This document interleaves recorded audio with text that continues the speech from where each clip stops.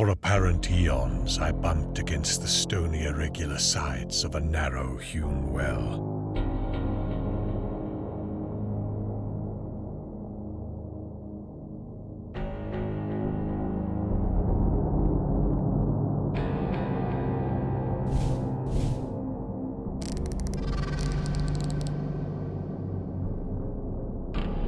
My nostrils were assailed by a scarcely definable menace, a creeping odor of damp and staleness, curiously.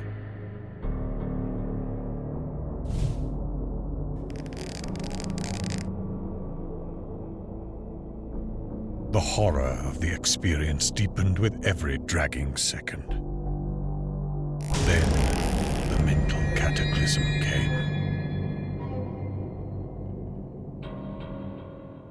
It was very gradually that I regained my senses after that eldritch flight through Stygian space. I must be lying helpless in some nameless cavern world toward the core of the planet. My bonds were still biting into me with unloosened force. I used all the art of a lifetime to free myself, as I had so often done amidst the glare of lights and the applause of vast crowds.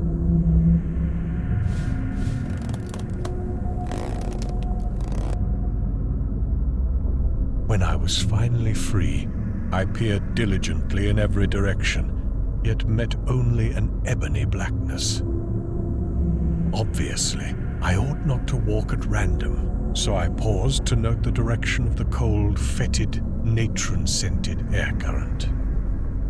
Accepting the point of its source as the possible entrance to the abyss, I strove to keep track of this landmark and to walk consistently toward it.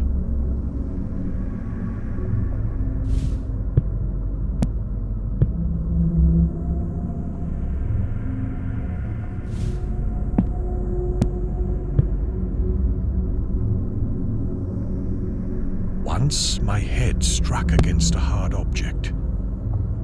It was the base of a column of unbelievable immensity, whose surface was covered with gigantic chiseled hieroglyphics.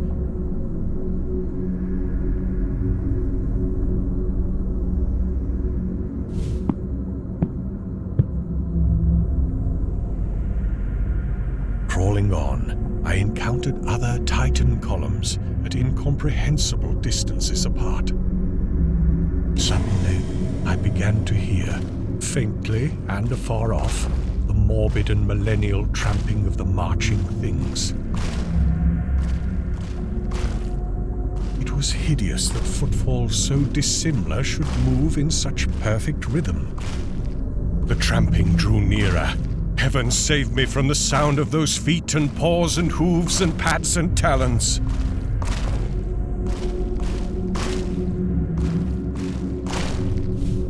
Down limitless reaches of sunless pavement, a spark of light flickered in the malodorous wind. I drew behind the enormous circumference of a cyclopic column, that I might escape for a while the horror.